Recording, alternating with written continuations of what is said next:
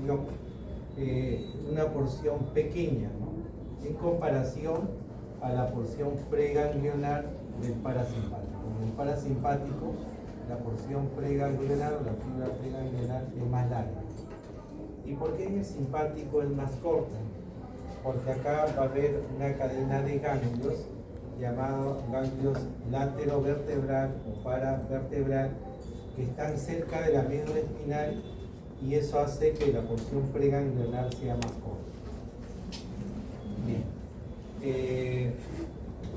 En el nervio simpático la porción postganglionar es larga, la preganglionar corta, la postganglionar larga, mientras que en el parasimpático es todo lo contrario, la preganglionar larga y la postganglionar corta.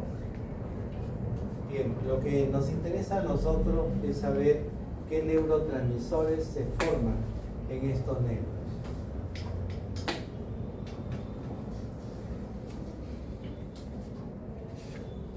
Bien, entonces vamos a ver cómo en la porción preganglional del parasimpático se va a formar el neurotransmisor llamado acetilcolina. Cada vez que vean esa palabrita ACH, nos referimos a la acetilcolina. ¿Ya? Entonces, en la porción preganglionar del parasimpático, pues se va a formar la acetilcolina. Vemos también que en la porción preganglionar del simpático también se forma el mismo neurotransmisor. La variación va a ser en el neurotransmisor de la porción postganglionar. En el simpático vemos que en la porción postganglionar se va a formar el neurotransmisor llamado norepinefrina, noradrenalina. ¿Ya? Entonces vemos cómo este neurotransmisor al producirse en la porción postganglionar tiene como objetivo actuar en los receptores de este órgano blanco, que son los receptores adrenérgicos llamados alfa y beta. ¿Ya? Entonces los receptores alfa y beta son los receptores de la norepinefrina o la noradrenalina. Mientras que acá en el parasimpático vemos que se va a formar el neurotransmisor acetilcolina, y este neurotransmisor lo que va a hacer es va a actuar sobre los receptores que se encuentran en el órgano blanco llamados receptores muscarinos. Entonces vemos cómo la acetilcolina en el nervio parasimpático tiene dos tipos de receptores. ¿Cuáles son? Los receptores nicotínicos en la porción preganglionar y los receptores muscarínicos en el órgano blanco que está en contacto con la fibra postganglionar. Entonces, de eso nos vamos a centrar hoy día, de cómo este neurotransmisor acetilcolina se va a juntar con sus receptores nicotínicos y muscarínicos. Bien, entonces los libros de farmacología van a darle nombre de acuerdo a cómo se activa o se inactivan estos nervios. Tal es así que podemos encontrar, vamos a poner acá, por ejemplo,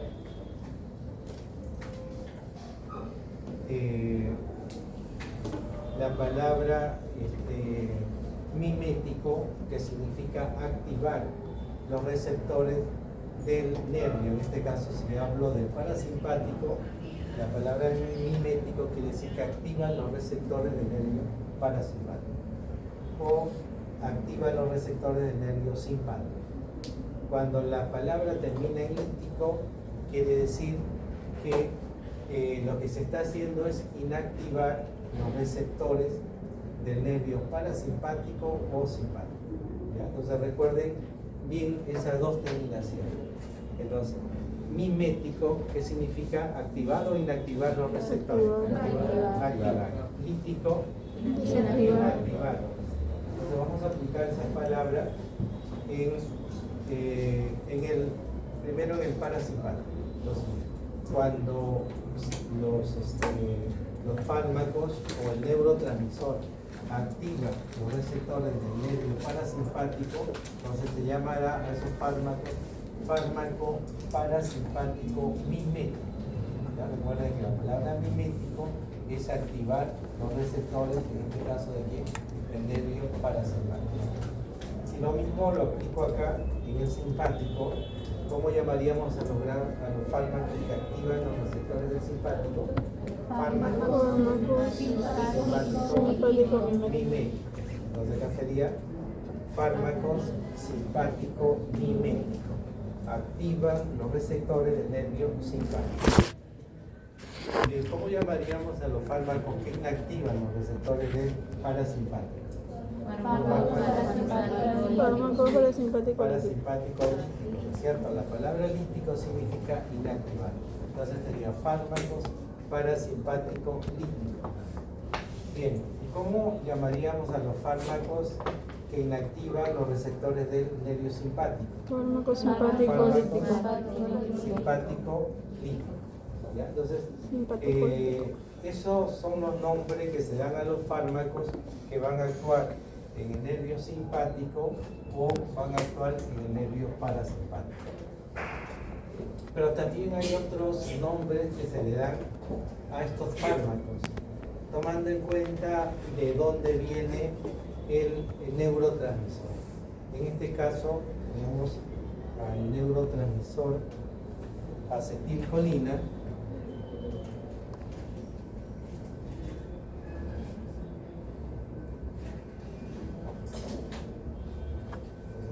A la acetilcolina. La acetilcolina va a obtenerse a partir de la colina.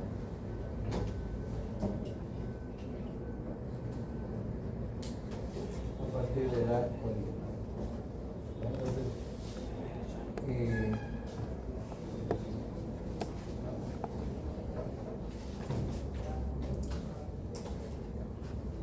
entonces decíamos que la acetilcolina, que es el neurotransmisor, se va a obtener a partir de la colina. En este caso, el neurotransmisor norepinefrina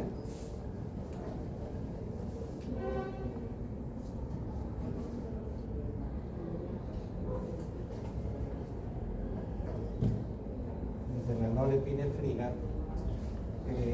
o la noradrenalina, ¿de qué se obtiene?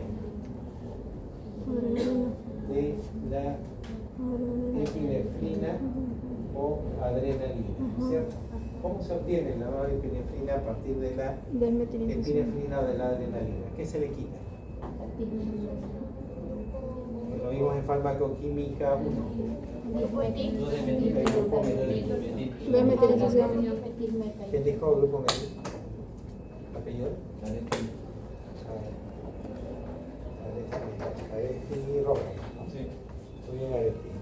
Entonces, por desmetilación, ¿cierto? Y la regla decía, cuando le quitas su grupo metil, al nombre le pone la palabra norma, ¿cierto?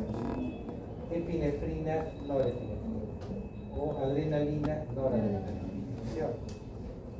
Entonces, como la norepinefrina se obtiene de la adrenalina, entonces a los fármacos le llaman fármacos adrenérgicos. Acá se llama adrenérgicos. Y acá se le llama fármacos colinérgicos por la colina. Colinérgicos. Fármacos colinérgicos. Entonces, el otro nombre que se le da a estos fármacos sería cuando se activan los receptores, ¿cómo se llama? ¿Agonistas o antagonistas? Agonistas, ¿cierto? Agonistas. Entonces, en este caso, vamos a borrar acá. Tenemos los fármacos agonistas colinérgicos. ¿Qué es lo que van a hacer? Van a activar los receptores del nervio parasimpático. Entonces, es otra forma de llamar a estos grupos. Lo podemos llamar fármacos parasimpático miméticos porque activan los receptores del nervio simpático, del nervio parasimpático, o le podemos llamar fármacos agonistas colinérgicos, porque están activando los receptores colinérgicos que originan la acetilcolina. Acá, ¿cómo lo llamaremos? Fármacos agonistas adrenérgicos, ¿cierto? Decíamos que de la adrenalina viene adrenérgico, entonces sería acá fármacos agonistas adrenérgicos. Lo contrario sería antagonistas colinérgicos y acá antagonistas adrenérgicos. ¿Ya? Entonces, esos son los nombres que se le dan a estos fármacos, ¿ya? Tomando en cuenta la activación de sus receptores o la inactivación de sus receptores. Entonces acá le podemos llamar fármaco parasimpático mimético, activa sus receptores, o fármacos agonistas colinérgicos, viene a ser lo mismo. O bien fármaco parasimpático lítico o fármacos antagonistas colinérgicos. Acá, fármacos simpático miméticos o fármacos agonistas adrenérgicos, fármacos simpático líticos o fármacos antagonistas adrenérgicos. Entonces, por eso en alguna literatura lo encuentras con estos nombres o lo encuentras con los nombres de amarillo. Y es necesario que tú sepas a qué grupo de fármacos se están refiriendo. Bien, entonces continuemos. Acá está la estructura, ¿no?, donde salen estos nervios. Esto vendría a ser la médula espinal, lo de acá arriba el tronco encefálico. Este es del libro de Capsule, de Leigh Goodman. Esto vendría a ser la médula espinal, lo de acá arriba el tronco encefálico. Esto vendría a ser la porción sacra. En el libro de Capsule está más específico los nervios simpáticos y parasimpáticos. Fíjense, todo lo que está de rojo son los nervios simpáticos que salen de la médula espinal, llegan a la porción de los ganglios laterovertebral o paravertebral y luego salen hacia el órgano blanco. Entonces todo lo de rojo son los nervios simpáticos y todo lo de azul, los 4 nervios de arriba del tronco encefálico y los nervios de la porción sacra corresponden a los fármacos que actúan en el nervio parasimpático. ¿Ya? Entonces, parasimpático están en los extremos, en la parte superior y en la parte inferior. Y los nervios simpáticos están en la parte central de la médula. Bien, entonces acá está lo que está de rojo, los nervios rojos, son lo que corresponde a la división del simpático, lo de azul lo que corresponde al parasimpático. Bien, entonces hoy día vamos a hablar sobre los fármacos que actúan en el parasimpático, ¿no? Es decir, en esta porción del tronco encefálico, esta porción de la región sacra. Vemos acá que hay 4 nervios que actúan en el tronco encefálico. ¿Cómo se llaman esos nervios? En base a la ubicación. Llega al globo ocular. Nervio óptico. Nervio Troclear. oculomotor. Muy bien, ¿el apellido? Torres. ¿Qué nervio era, doctor? ¿No? ¿Qué nervio era? Nervio oculomotor. ¿Qué pares? Torres Farfán, ¿no? Tercer par, ¿cierto? Vamos acá. Una forma de recordar los nervios, la ubicación de los nervios, para que lo recuerden para siempre, pongan la palabra así, para siempre. Para siempre. Los extremos, parasimpático, es en la parte central, los nervios simpáticos en la parte central, ¿no? Para que recuerden la ubicación. ¿Dónde están los nervios parasimpáticos? En los extremos, los nervios simpáticos en la parte central. Bien, entonces nos vamos a centrar en los nervios parasimpáticos, en el tronco encefálico, en esta porción de acá o acá, y vemos que el primer par de nervios son los nervios óculo-motor, o sea, hacia arriba. El segundo par de nervios que integra el parasimpático, ¿recuerdan cómo se llama? Facial. Facial. Muy bien. ¿Qué dijo? ¿Rápido? Muy bien, choque. Choque. Ok. Entonces tenemos el séptimo par que viene a ser el nervio facial. Entonces ya tenemos el nombre del primero, del segundo, del tercero. Marenopar, Daniel. Glosofaringea. ¿Cómo se llama? Glosofaringea. Glosofaringea, ¿cierto? Noveno.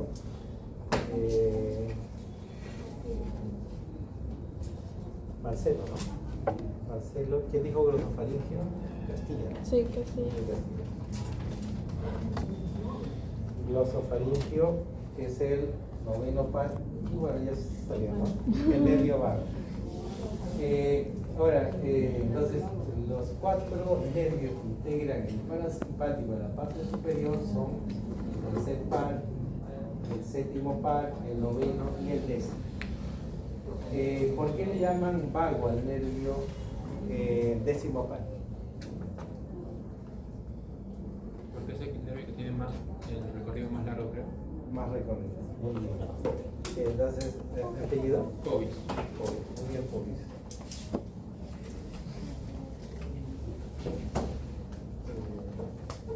Pobis tuyo, ¿no? Ok.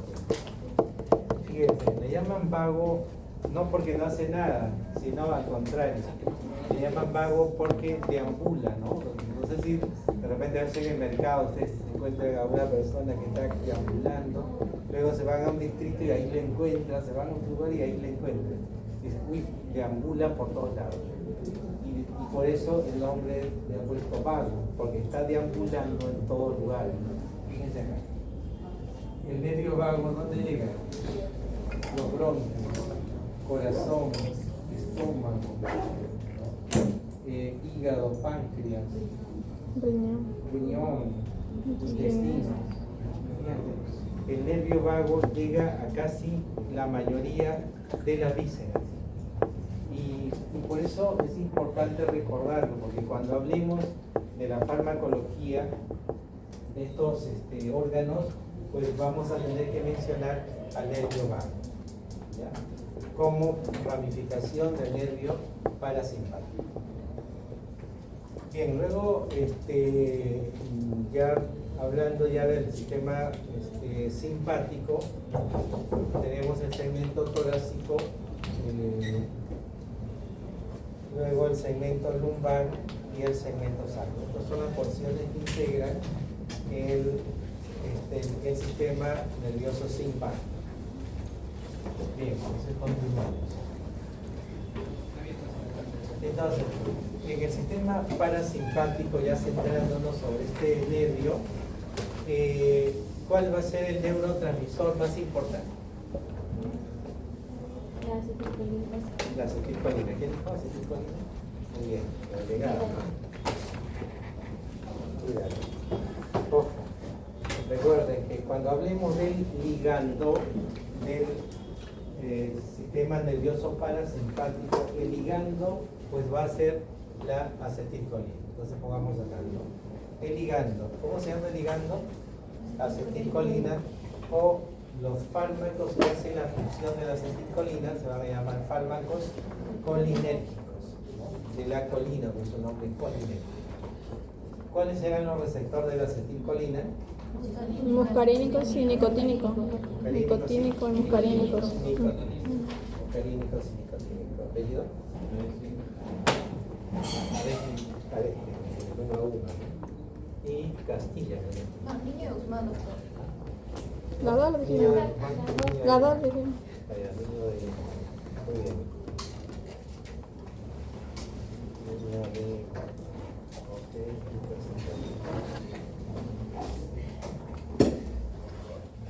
Ok. Entonces, la acetilcolina, tenemos que hablar que hay dos receptores. En la porción preganglionar habíamos dicho los receptores nicotínicos y en la porción postganglionar los receptores muscarínicos. Los receptores nicotínicos son receptores ligando al canal iónico y los receptores muscarínicos son receptores ligando a proteína G. ¿Cuál de los dos receptores tiene segundo mensajero? Ligando a proteína G. Muy bien, Marcelo. Todo fármaco que actúa sobre los receptores ligando a proteína G tiene participación de segundo mensajero.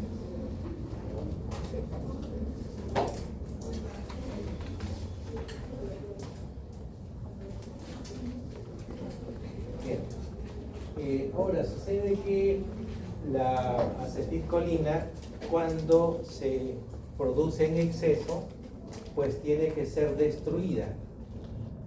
¿Y quién se encarga de destruir a la acetilcolina? Una enzima. Colinesterasa o acetilcolinesterasa, ¿cierto? Le dijo Marcelo y a la delegada Vidal y Aristide, ¿no? Sí. Muy bien, ojo, recuerden bien ese detalle.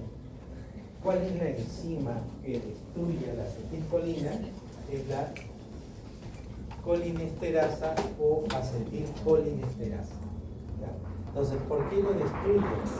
Cuando se produce acetilcolina y no se junta a sus receptores, ni nicotínico ni muscarínico, entonces esta enzima se encarga de destruir.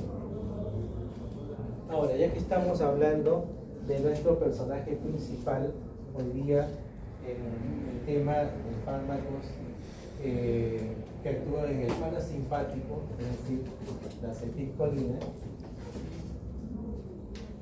la pregunta es, ¿la acetilcolina es nuestro amigo o nuestro enemigo? Nuestro amigo, ¿seguro? Entonces, les pongo ejemplo. Sucede que la acetilcolina,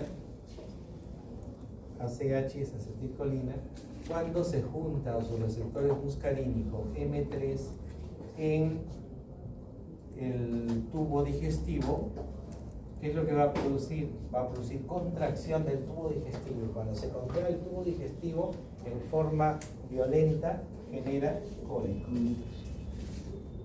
Tienes un paciente que tiene cólico, ¿qué es lo que está generando el cólico?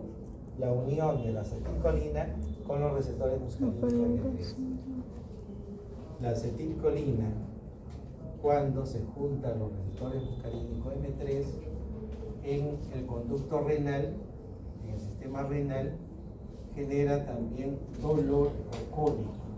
Cuando el paciente te dice, doctor o doctora, voy a orinar y tengo ardor y dolor al orinar, ¿qué es lo que está ocurriendo en su cuerpo?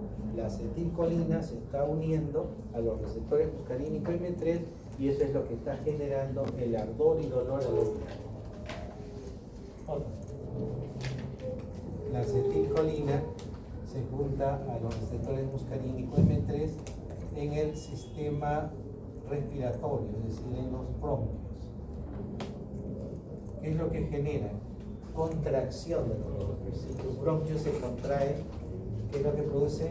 Broncoespasmo. Broncoespasmo.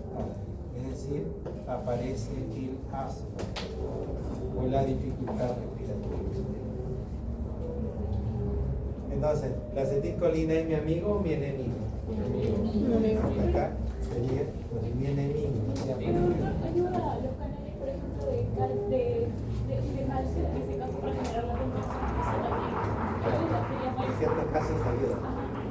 Cuando hablamos de la contracción a nivel de los vasos sanguíneos, pues ahí ayudaría, ¿cierto? Pero visto desde este punto de vista, ¿no? En algunos órganos la acetilcolina genera problemas, ¿no? El cólico que tiene tu paciente, el dolor que tiene tu paciente al orinar, el espasmo o la dificultad respiratoria del asmático, o por ejemplo cuando la acetilcolina se junta a los receptores muscarínicos M3 en las glándulas exocrinas, que es lo que va a generar aumento de secreción. Aumento de secreción. Cuando una persona suda, ¿qué es lo que te hace sudar? La unión de la acetilcolina con los receptores muscarínicos M3. Cuando una persona llora excesivamente y no le paran las lágrimas, ¿quién es el que le hace llorar? El novio, dice la novia, ¿no? La acetilcolina cuando se junta a sus receptores muscarínicos M3. Esto en las glándulas exocrinas es lo que genera el aumento de secreción, el aumento de la saliva, el aumento de las lágrimas, el aumento del sudor.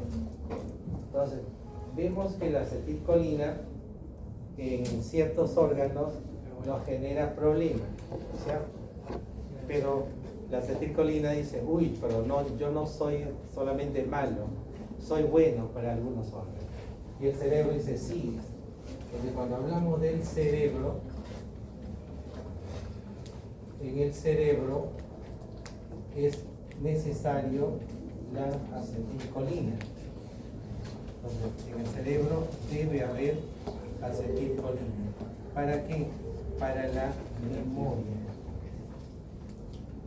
Entonces, cuando tú quieres recordar lo que has estudiado, necesitas tener acetilcolina en tu cerebro y que esa acetilcolina se junte a los receptores muscarínicos M3 de tu cerebro para que se active las funciones del cerebro.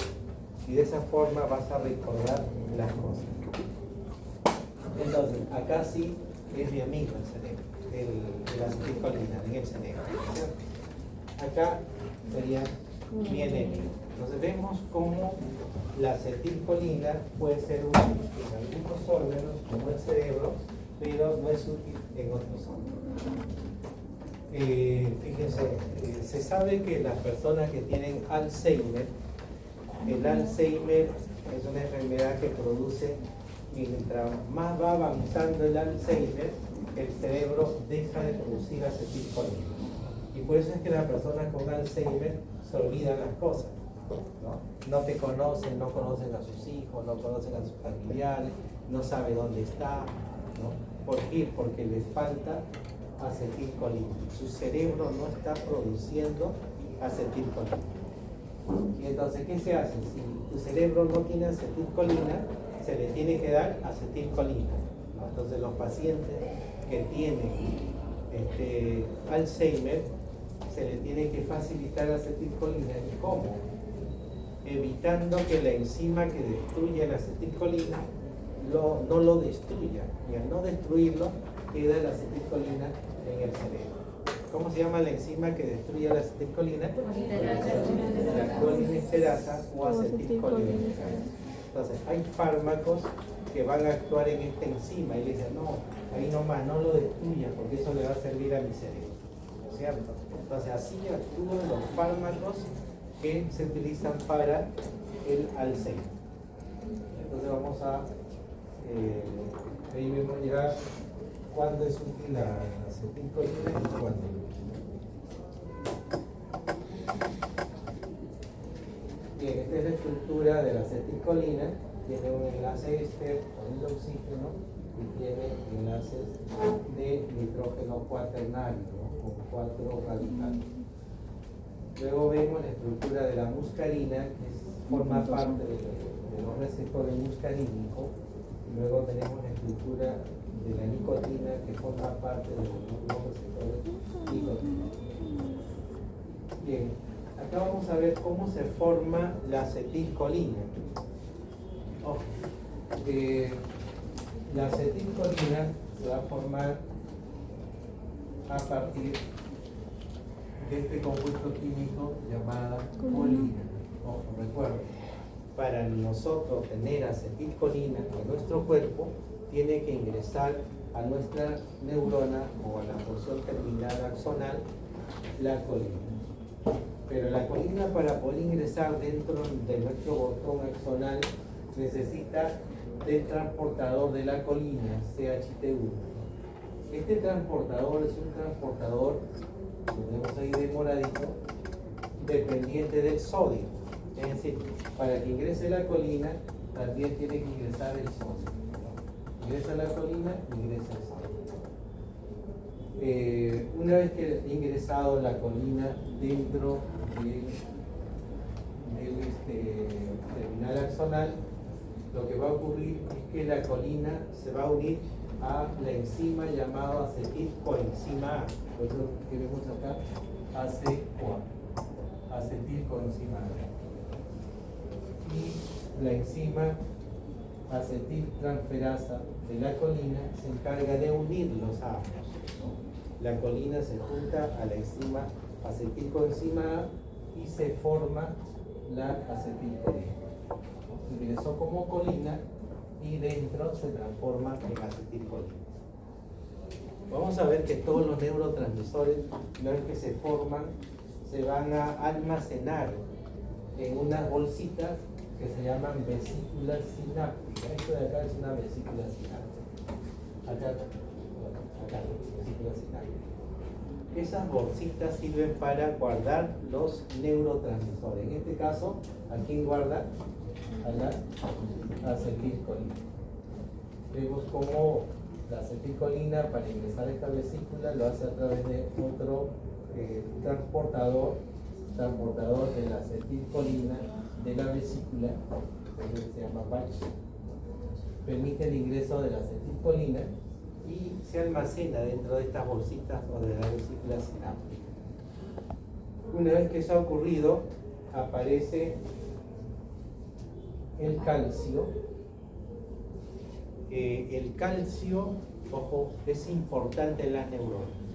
Fíjate, no todos nosotros tenemos nuestra neurona en estado inactivo. Cuando tus neuronas están inactivas, pues estás de sueño, estás sin querer hacer ninguna actividad.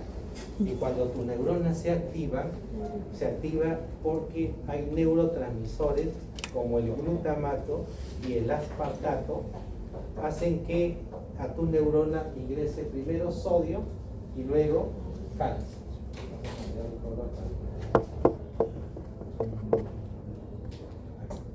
Primero sodio y luego calcio.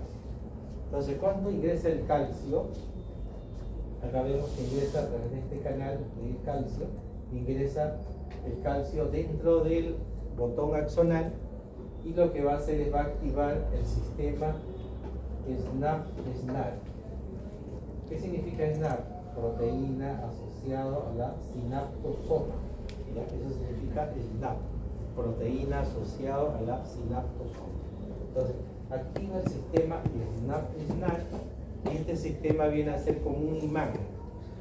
Estas bolsitas que están dentro conteniendo la acetilcolina van a ser atraídas hacia la pared del botón sináptico y al pegarse a la pared se destruyen y dejan libre a la acetilcolina. Entonces ahí vemos ya cómo ingresó colina y esa colina con reacciones químicas se fue transformando en acetilcolina, ¿no es cierto? Y luego nuestras neuronas a través del sodio y del calcio liberan la acetilcolina y una vez que está fuera del botón sináptico, la acetilcolina busca su receptor. Acá tenemos el primer receptor. ¿Cómo se llama ese receptor? ¿Muscarínico o nicotínico? Muscarínico. ¿Por qué muscarínico? Por la proteína. Ligando a proteína G, ¿cierto? Recuerden que cuando hablamos de proteína G hablábamos que tenían tubitos, o hélices o dominios, ¿no es cierto? Y luego se junta a este receptor Nicotínico. el receptor nicotínico, ¿no es cierto? Habíamos dicho que los receptores nicotínicos Canal eran iónico. receptores de canal iónico, por acá pasan los. Entonces, el motivo de existir de la acetilcolina es producirse para juntarse a sus receptores, nicotínico o muscarínico. Y cuando la acetilcolina queda sin unirse a sus receptores, ¿qué es lo que sucede? Aparece la enzima acetilcolinesterasa o acetilcolina y ¿qué hace? Destruye a la acetilcolina en dos, lo parte en dos. colina y acetato. Una vez que se ha formado la colina, vuelve a ingresar para formar luego acetilcolina. ¿Ya? Entonces, eso es lo que sucede cuando se forma la acetilcolina dentro de nuestras neuronas, para ser específico, en el botón sináptico del terminal axonal. Bien, entonces, ahí vemos, ¿no?, cómo todo exceso de acetilcolina es destruido. Y en algunos casos, cuando el cerebro necesita acetilcolina, ¿qué tenemos que hacer? Inactivar esta enzima para que no destruya la acetilcolina, y la acetilcolina pueda servir, en caso del cerebro, para que las personas puedan recordar o tener memoria.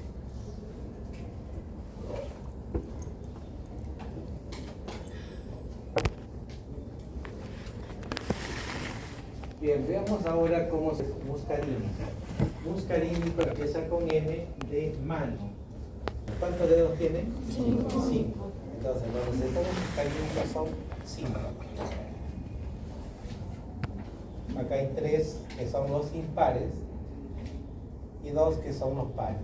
Entonces, cuando hablamos de receptores muscarínicos, es importante identificar cuáles son los pares y cuáles son los impares. ¿Por qué? Porque van a tener una característica especial. Los impares y los que son pares. Te pongo un ejemplo, cómo actúan estos receptores muscarínicos como las personas. Vamos a suponer que yo les diga, he visto por ahí una torta, de repente va a haber un cumpleaños y les invitan a ustedes a un cumpleaños y dicen, va a haber un cumpleaños y vamos a hacer una fiesta. Y va a llegar el grupo 5, va a haber cerveza, va a haber de todo en la fiesta. Y entonces te dicen, uy, no sé, de acá nomás de la universidad me voy a la fiesta. Van solos, llegan a la fiesta, como cada uno va solo, y en la fiesta les brindan, toman, le dicen, vamos a bailar, bailan, vamos a saltar, saltan. Como estás solo, haces todo lo que quieres. Vamos a suponer, en otro escenario, te invitan a una fiesta, y dicen, va a ser en tal lugar, ¿no? Y vas con tu media naranja o con tu tóxico, llegas acompañado, llegas ya no en impar, sino llegas en par, llegas a la fiesta y te van a brindar y dicen, uy, no tomo, ¿no? Porque te están observando el tóxico de eso. Dicen, vamos a bailar, no bailo. Vamos a caminar, no camino. Entonces, no hablo. Acompañado con alguien te vigila, no haces lo que normalmente haces, ¿cierto? Entonces lo mismo pasa con estos receptores muscarínicos.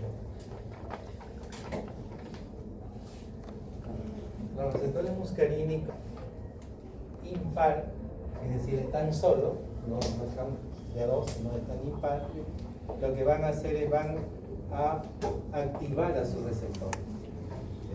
Y cuando están impar, es decir, están acompañados, van a inhibir a sus receptores.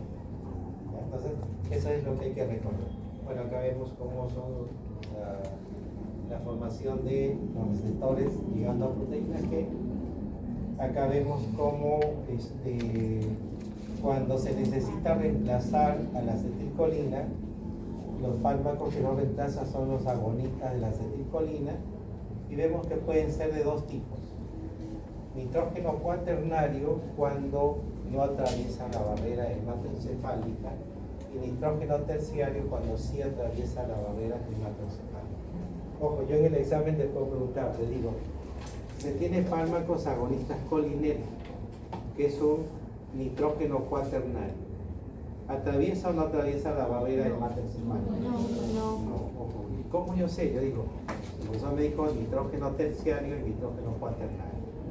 Cuaternario está unido a 4 radicales, terciario a 3 radicales. Por lo tanto, si yo veo su peso molecular, el cuaternario va a tener mayor peso molecular, ¿no es cierto? Y el terciario menor peso molecular. Recuerden que hay un principio que dice, las moléculas pasan a través de la membrana, las que tienen menor peso molecular, y es decir, menor de 100, ¿no es cierto? Eso lo vimos en el fármaco Silene. Entonces, yo digo, si este tiene menor peso molecular, entonces sí atraviesa la barrera hematoencefálica. Si este tiene mayor peso molecular, entonces no va a atravesar la barrera hematoencefálica. Entonces, por deducción, nada más ustedes llegan a la conclusión cuál atraviesa la barrera hematoencefálica y cuál no atraviesa. Bien, acá está, ¿no? ¿Qué sucede con los receptores muscarínicos par y los impar? Cuando es par, es decir, estás acompañada, estás inhibida, no haces lo que normalmente haces cuando estás sola. Y cuando estás en forma impar, estás estimulado, no bailas, tomas, comes, haces todo, porque nadie te controla. Entonces acá tenemos los receptores muscarínicos par,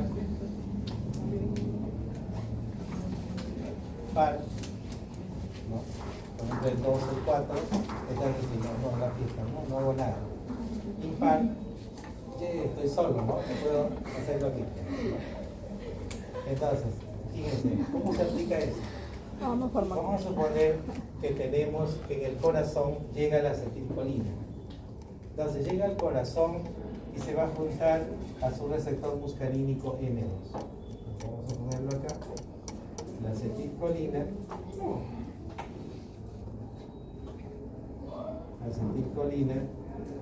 se junta a su receptor muscarínico M2. M2 es par, ¿no es cierto? ¿Y qué sucede? Va a inhibir la función. Entonces, ¿qué hace al corazón? Disminuye las funciones del corazón. Inotropismo es negativo porque está disminuido, cronotropismo negativo, dromotropismo negativo, plasmotropismo negativo, lusotropismo negativo. Todas las propiedades del corazón disminuyen. ¿Por qué? Porque se junta a un receptor muscarínico par. Y siempre cuando se junta par, se inhibe la función de ese órgano. Entonces, basta que yo te pregunte, te diga, a ver, ¿qué sucede cuando la acetilcolina se junta a sus receptores muscarínicos M2 en el corazón? ¿Aumenta o disminuye las funciones del corazón? Disminuye. ¿Por qué? Porque el par está inhibido, inhibe la función. Y vamos ahora acá.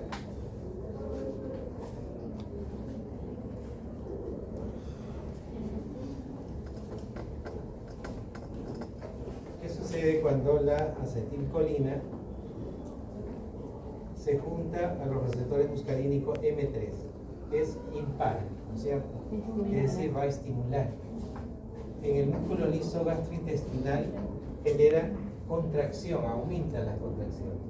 Y si se contrae tu tubo digestivo, ¿qué es lo que vas a tener? Cólico. En el músculo liso genitourinario, la acetilcolina se junta a su receptor muscarínico M3, y ¿qué es lo que genera? Dolor o cólico al orinar. En tu músculo lisobronquial, la acetilcolina se junta a los receptores muscarínicos M3, y ¿qué es lo que genera? Contracción, es decir, broncoespasmo o asma, o disnea o dificultad respiratoria. Cuando se junta la glándula exocrina, aumenta la fluidez, aumenta la secreción de fluidez. Entonces, eso es importante recordarlo. Cuando te diga la acetilcolina se juntan los receptores muscarínicos, tienes que ver si es par o impar. Si es par, inactiva la función de ese órgano. Si es impar, lo que va a hacer es va a activar la función de ese órgano. Entonces, de esa forma vas a poder deducir qué es lo que ocurre con ese órgano. Ojo, en el examen, como yo pregunto, ya te puedo preguntar, te digo, en un paciente se encontró que la acetilcolina se juntó a los receptores muscarínicos M3 en su tubo digestivo. Entonces tu paciente tiene, uno, tiene diarrea, tiene cólico, tiene vómito, tiene alergia. Sería cólico. Entonces, eso lo tienes que recordar. Bien, vamos a borrar.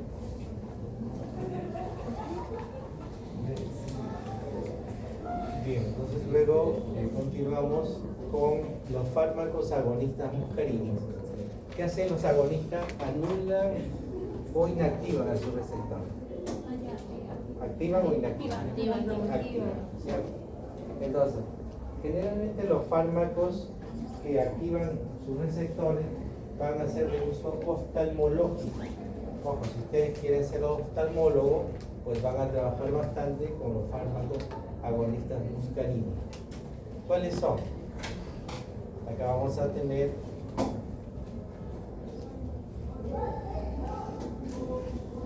a la muscarina, que es de origen natural, de nitrógeno cuaternario, la pilocarpina, que también es natural, de origen de nitrógeno terciario, los ésteres de la colina, donde el más importante es el carbacol. Entonces, ¿qué uso tienen a nivel oftalmológico? Pues se van a utilizar para controlar el glaucoma.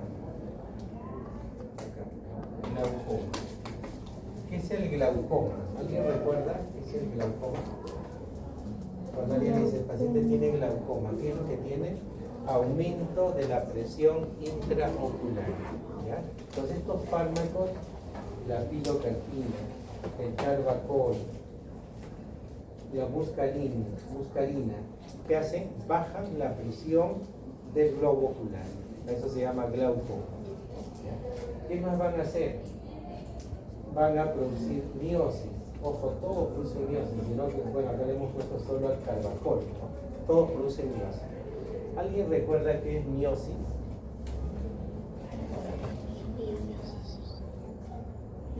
Miosis es la disminución del tamaño de la pupila. ¿Ya? Entonces, cuando la acetilcolina se junta a sus receptores muscarínicos, ¿qué es lo que va a pasar en el paciente? Su pupila va a disminuir de tamaño. Ojo, entonces se llama miosis. Un uso muy conocido de la pilocarpina es que cuando el paciente tiene sequedad de la boca, por ejemplo cuando le hacen una radioterapia o una quimioterapia, el paciente viene con la boca seca. Y entonces, ¿qué se hace para lubricar los labios o la boca del paciente? Se le da la pilocarpina porque controla la sequedad de la boca. Sabemos que cuando la acetilcolina se junta a los receptores muscarínicos en la glándula exocrina, produce mayor cantidad de secreción. En este caso, en la boca, en la glándula salival, hace que haya mayor producción de saliva. ¿Ya? Y eso se llama serostomía.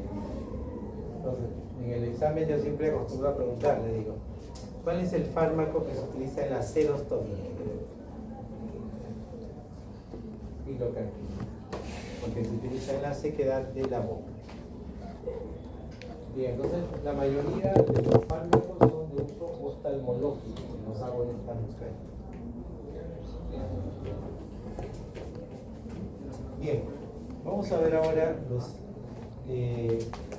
anda, bueno, esa es la estructura, estamos Aún estamos tiempo.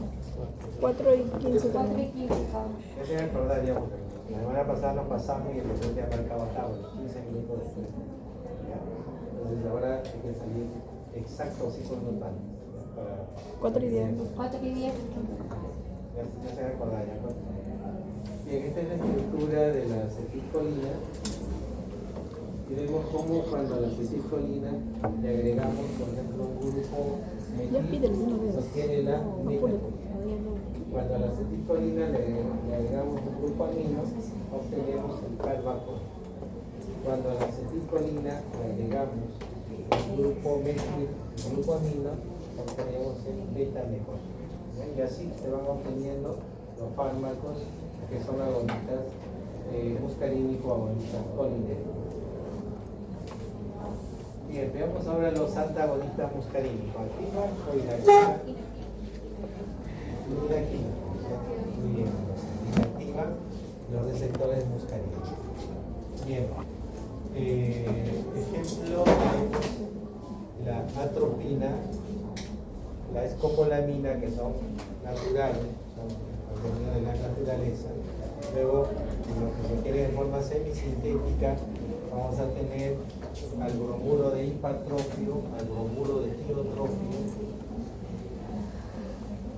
Y luego lo que son nitrógeno terciario a la homatropina. Ojo, de acá solo me interesa que ustedes aprendan lo que son de rojito, que son los que ustedes van a manejar. Los otros son como referencia, que acá en el Perú no se maneja. ¿Ya? Entonces, la atropina, escopolamina, bromuro dipatropio y la homatropina. La atropina y la escopolamina son fármacos que ¿qué hacen? Antagonizan la acción de la acetilcolina.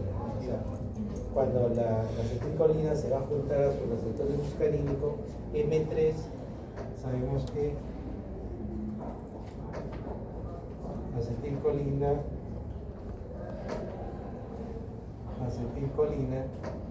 más receptor muscarínico M3 en el intestino que genera cólico, o sea, contracción. Entonces, para controlar el cólico en tu paciente, ¿qué tienes que hacer? Inactivar esa unión, ¿no es cierto? Entonces, eso hacen los antagonistas. La escopolamina, la famosa escopolamina o iosina, hace. Por eso es que cuando tu paciente tiene cólico, ¿qué le da? Buscapina, que es escopolamina, o iosina. En los hospitales vas a ver que le ponen ampolla de iosina o le dan tabletas de iosina o escopolamina. ¿Por qué? Porque son fármacos antagonistas muscarínicos o antagonistas colinergics. Anulan esa unión acetilcolina con su receptor muscarínico M3. Ojo acá. El bromuro dipatropio es un fármaco que actúa en la vía respiratoria, es decir, anulando esa dificultad respiratoria. Por lo tanto, es un fármaco broncodilatador. El bromuro dipatropio se utiliza en el asma como un complemento para el salbutamol. Vas a ver que cuando el paciente tiene asma, le dan salbutamol en aerosol y le dan bromuro dipatropio también en aerosol, para controlar esa dificultad respiratoria. Y la homatropina es un fármaco antiespasmódico, generalmente viene en gotas para niños. ¿Ya? Entonces, esos 4 fármacos son los únicos que necesito que tú aprendas para qué sirven. La atropina, la escopolamina, el bromuro dipatropio y la homatropina. Ahora, solo hemos hablado del uso de la escopolamina, del dipatropio y de la homatropina, la atropina. Fíjense, algo importante que tienen que recordar. Han visto que a veces hay personas que se quieren suicidar, ¿no? Y se toman insecticida, ¿no es cierto? Agarran el veneno que tenían ahí para matar a las ratas o matar a los invasores que tienen en casa, ¿no? ¿Y qué hacen? Lo preparan, lo mezclan con gaseosa, con algún líquido y se lo toman. ¿Y qué es lo que generan estos insecticidas llamados organofosforados? Activan la acetilcolina unido a los receptores muscarínicos M3. Entonces, ¿qué tendría tu paciente si tomó un órgano fosforado? ¿Tendrá cólico? Sí. Entonces, un paciente que llega al hospital de emergencia y su familiar le dice, ha tomado veneno para matar. ¿Qué tomó? Órgano fosforado. Porque tiene cólico, se va a quejar de cólico. ¿Qué más va a tener? Hipersalivación. Va a empezar a botar saliva de la boca. ¿Por qué? Porque la acetilcolina, cuando se junta a los receptores muscarínicos M3, que la glándula exocrina, la glándula salival, genera producción de saliva. Entonces, cuando tú veas que llega un paciente que se ha envenenado, te dice tu familiar, se ha envenenado, tú le preguntas de qué, dice no sé, ¿no? Porque a veces pasa, ¿no? Que lo ven así, se lo llevan al hospital y no saben qué ha tomado. Pero si tú lo ves que tiene hipersalivación, tiene cólico y tiene sudoración excesiva, ¿qué fue? Órgano fosforado, veneno para los animalitos que lo toman. Y entonces, ¿cómo se neutraliza este envenenamiento con órgano fosforado? Con la administración de atropina. Llegó tu paciente que tenía envenenamiento por órgano fosforado, es decir, cólico, y entonces, ¿qué le tienes que aplicar? Atropina en ampolla. 0.5 mililitros por vía subcutánea. ¿Y qué es lo que vas haciendo? Vas observando. ¿Qué era lo que producía la acetilcolina en el globo ocular? ¿Glaucoma? En la pupila, miosis. Entonces, mientras tu paciente esté bajo el efecto del veneno del órgano fosforado, su pupila va a estar pequeñita. Y conforme tú le vayas aplicando atropina, le vas mirando la pupila, y cuando ves que la pupila ha crecido, dices ya, hemos neutralizado al veneno que era el órgano fosforado. ¿Por qué? Porque el veneno, mientras esté el veneno en el organismo, produce miosis. Y cuando tú le aplicas atropina, produce midriasis, es decir, se dilata la pupila. Y cuando ves que se dilata la pupila, pues ya ahí es que has neutralizado el veneno o el órgano fosforado. Entonces, eso es importante. El antídoto de los órganos fosforados es la atropina. Eso apúntenlo, tomen nota, porque eso les puede venir en el examen.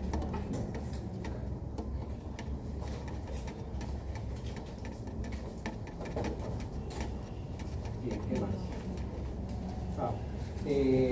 Recuerden estas estructuras. Tenemos la tropina y en esta forma es como cuando ustedes van a la piscina y ven esas sillas así, ¿no?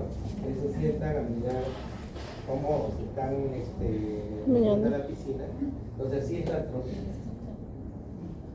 Y cuando tienes una silla pero le ponen llantas, ¿no? Como si fueran su llantita, yo aprendiendo. tropina. Luego tenemos otra estructura que es el ácido trópico.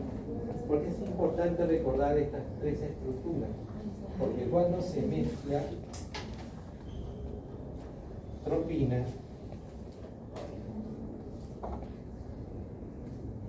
más ácido trópico, ¿qué se forma? Se forma atropina.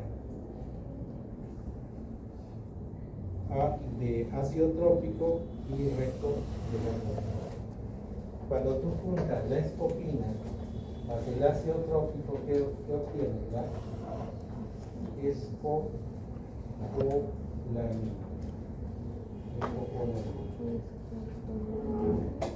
Entonces, en el examen se suele preguntar, dice, ¿cómo se obtiene la escopolamina? ¿Sería la unión de qué? De la escopina y ácido trópico. ¿Cómo se obtiene la atropina? La unión de la atropina y ácido trópico. Eso se pregunta bastante. Entonces acá tenemos la diapositiva donde vemos cómo se juntan ambos. Acá tenemos la atropina, este es el ácido trópico, y que se obtiene la atropina. Acá tenemos la escopina, el ácido trópico, y obtenemos la escopolamina, conocido como iosina. Escopolamina o iosina, son nombres equivalentes. Ojo, eso lo tienes que aprender, porque a veces tú recetas como escopolamina y te llevan la ampolla y dice iosina. Y la licenciada dice, doctor, ¿y es lo mismo? ¿Qué le dirías? Sí, ¿no? Porque escopolamina es igual a iosina, son nombres equivalentes. Los nombres equivalentes los tienes que aprender porque como médico, la licenciada o la persona que aplica el fármaco siempre te va a preguntar, ¿doctor, es lo mismo?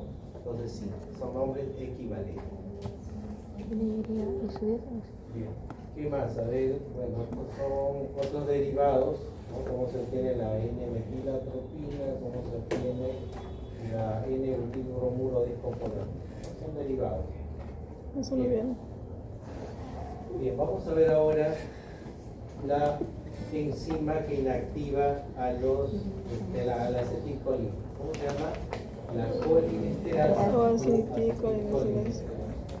¿Cómo es su estructura de esta enzima?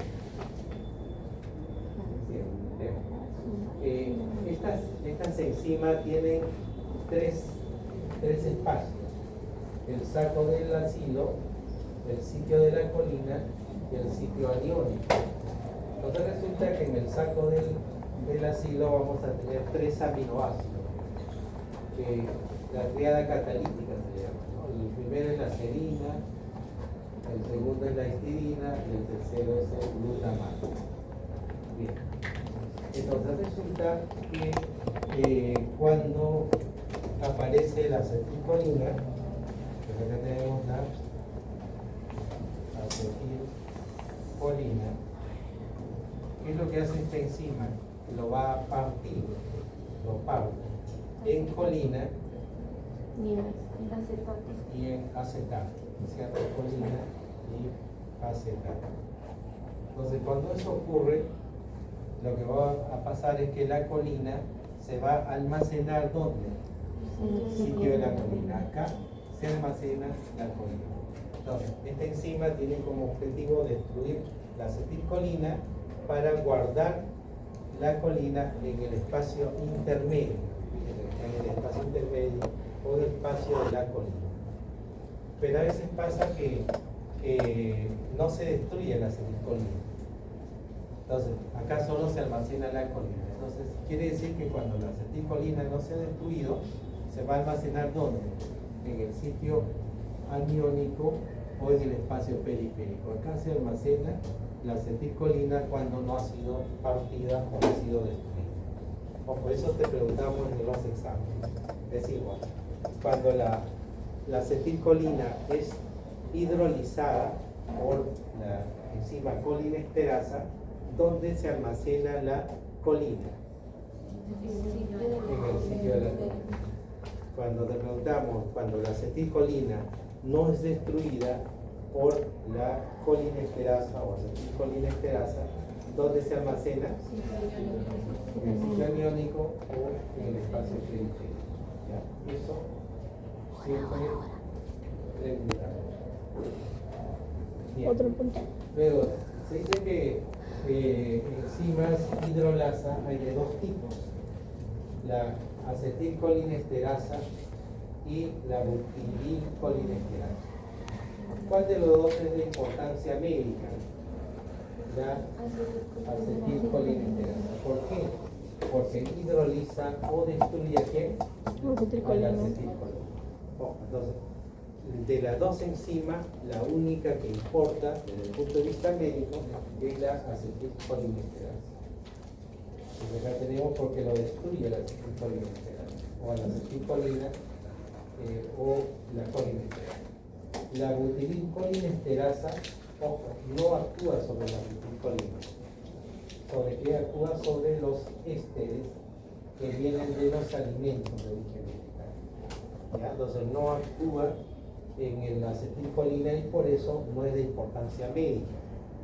¿Ya? Entonces, cuando te ponemos en la pregunta del examen, te decimos, ¿cuál es la enzima que destruye a la acetilcolina? ¿Cuál tienes que buscar?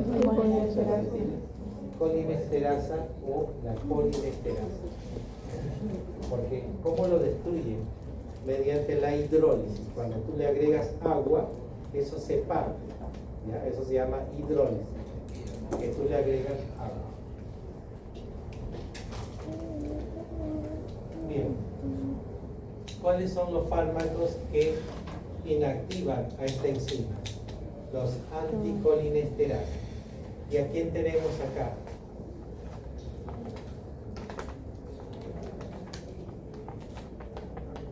Tenemos al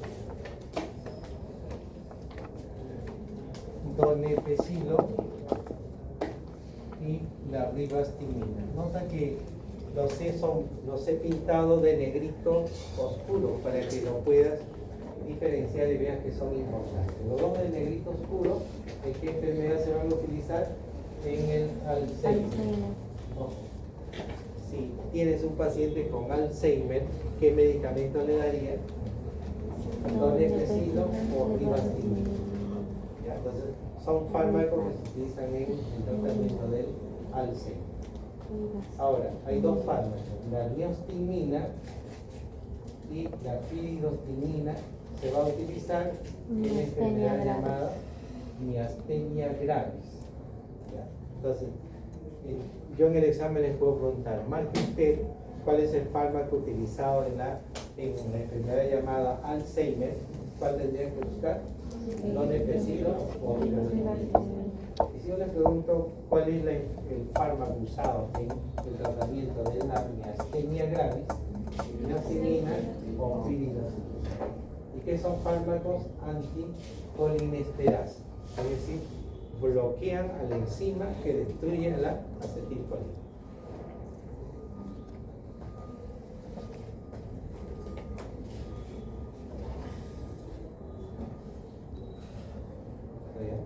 ¿Cuánto falta?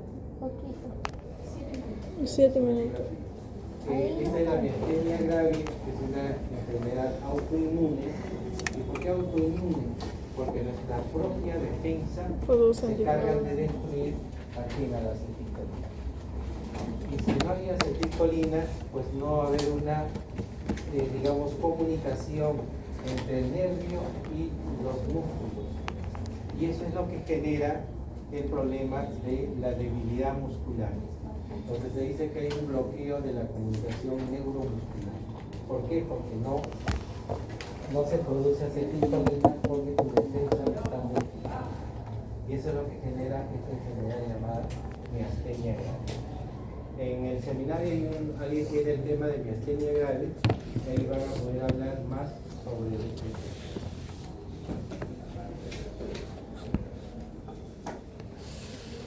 Bien, luego tenemos, hasta ahí hemos hablado de los receptores muscarinos. Ahora vamos a hablar de los receptores muscarinos. Lo que me interesa que ustedes sepan es que cuántas subunidades integran los receptores nicotínicos son 5. Ojo, 5. ¿Cuántos eran los receptores muscarínicos?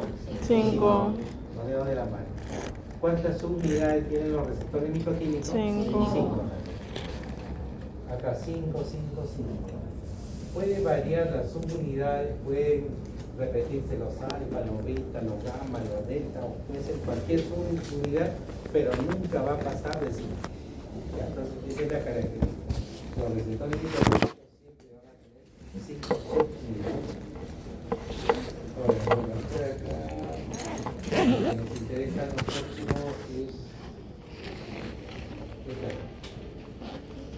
es cuáles son los bloqueadores neuromusculares. Acá tenemos los que son agonistas nicotínicos, es decir, van a activar los receptores nicotínicos. ¿Cuál es el fármaco que activa los receptores nicotínicos? Bueno, acá vamos a tener al succemetonio o al acetilcolina. Este fármaco activa los receptores nicotínicos y ¿qué produce? Relajación muscular en sala de operación. Luego tenemos los antagonistas nicotínicos. ¿Quiénes son los fármacos que antagonizan a los receptores nicotínicos? Lo que ustedes van a manejar es el rocuronio o el becuronio. Estos fármacos también son relajantes musculares usados en sala de operación. Cuando a tu paciente lo tienen que entubar para ponerle oxígeno, necesitan producir relajación muscular. ¿Y cuáles ponen? Cualquiera de estos fármacos. Succemetonio, rocuronio o becuronio. Lo que está de blanquito es lo que tienes que aprender. Succemetonio, conocido como succinilcolina, ese es su nombre equivalente. Eso también lo tienes que aprender. Bien, jóvenes, hasta ahí nos queda.